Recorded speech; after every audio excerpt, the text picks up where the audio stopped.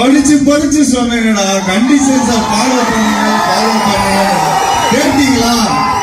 Actor ஜீவாவுடைய ரீசெண்டாக release ஆன படம் தான் தலைவர் தம்பி தலைமையில். இந்த படத்துக்கு மக்கள் மத்தியில் நிறைய வரவேற்பு இருக்குது, ரிவ்யூவர்ஸ் மத்தியிலையும் நிறைய வரவேற்பு இருக்குது. சோஷியல் மீடியாலும் இந்த படத்தை நிறைய பேர் புகழ்ந்து தள்ளிட்டு இருக்காங்க. தியேட்டர் ஃபுல்லாக பொங்கல் க்ரௌடு அலமோதுது. அதுக்கப்புறம் நிறைய யூடியூப் சேனல்லையும் ஜீவா வந்து அவருடைய மூவியை ப்ரொமோ பண்ணிட்டு இருக்காரு. சூப்பர், வாழ்த்துக்கள், எனக்கு ரொம்ப நல்லது. இங்கே என்ன பிரச்சனைனா, கரூர் ஸ்டாம்பீடு அப்போது 41 பேர் இறந்தாங்க. அப்போது அன்பில் மகேஷ் வந்து ஹாஸ்பிட்டலில் ஒரு வார்த்தை ஒன்று சொல்லியிருப்பார், கண்டிஷனை ஃபாலோ பண்ணுங்கள். அந்த டைலாக்கு உங்கள் படத்துக்கு நீங்கள் வச்சிங்க, ஓகே. இதுக்கு ஆடியன்ஸ் ரெஸ்பான்ஸும் ஏதோ காமெடியாக வந்திருக்கு.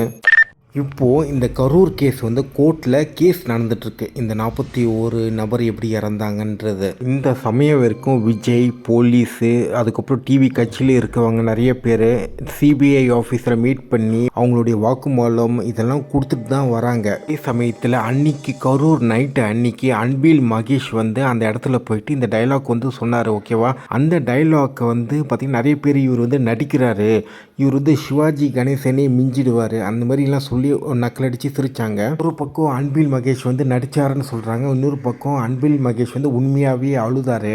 அந்த இடத்துல நிறைய குழந்தைங்களாம் இறந்தது. அதை பார்த்து அவர் மனசு கஷ்டப்பட்டு அழுதாருன்ட்டு ட்விட்டர்லேயே நிறைய பேர் வந்து வாக்குவாதம் பண்ணாங்க. இன்னொரு விஷயம் என்னென்னா, அங்கே இறந்தது விஜய் ரசிகர்கள். அண்ட் அடிஷ்னலாக இன்னொரு விஷயம் என்னென்னா, இந்த கேஸ் வந்து கோர்ட்டில் இருக்குது. அன்பில் மகேஷ் வந்து நடித்தாரா இல்லையான்னு ப்ரூவன் பண்ணலை. இந்த கரூர் இன்சிடெண்ட் வந்து யார் முக்கியமான காரணம் அப்படின்ட்டு இன்னும் எதுவுமே ப்ரூவன் பண்ணவே இல்லை. இது ஒரு ஆன்கோயிங் கேஸு. இது வந்து பார்த்திங்கன்னா ஜீவா வந்து ஒரு நக்கல் அடித்து ஒரு டைலாக் வந்து பார்த்திங்கன்னா அந்த தியேட்டரில் சொன்னது வந்து அவ்வளோவா கொஞ்சம் ரசிக்கிற மாதிரி இல்லை. கருத்து சுதந்திரம் வந்து ரொம்ப முக்கியம். ஆனால் அண்டு உண்மையாகவே அன்பில் மகேஷ் அழுதுருந்தால் என்ன பண்ணியிருப்பீங்க? அவர் வந்து பார்த்திங்கன்னா நடிக்காமல் உண்மையாகவே சீரியஸாகவே அப்போது அழுதுருந்தால் என்ன பண்ணியிருப்பீங்க?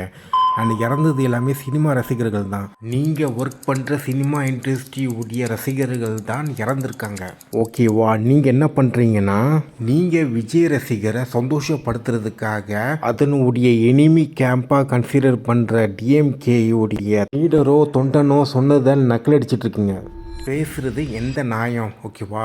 இது வந்து காமன் சென்ஸ் மாதிரி எனக்கு தெரியல. இப்போது அந்த 41 பேர் இறந்தாங்களே, அந்த ஃபேமிலியில் வந்து எத்தனை பேர் பொங்கல் வந்து கொண்டாடுவாங்கன்னு தெரில, ஓகேவா. எதுவுமே தெரில நம்மளுக்கு. இப்போது ஜீவாவுக்கு வந்து ஒரு நல்ல ஒரு ஹிட் படம் கிடச்சிருக்கு. அதை சந்தோஷமாக செலிப்ரேட் பண்ணுறதை விட்டுட்டு இந்த மாதிரி தேவையில்லாத வேலை பண்ணுறது நிப்பாட்டணும். படிச்சு சொன்னேங்கடா. கண்டிஷன்ஸை ஃபாலோ பண்ணுங்க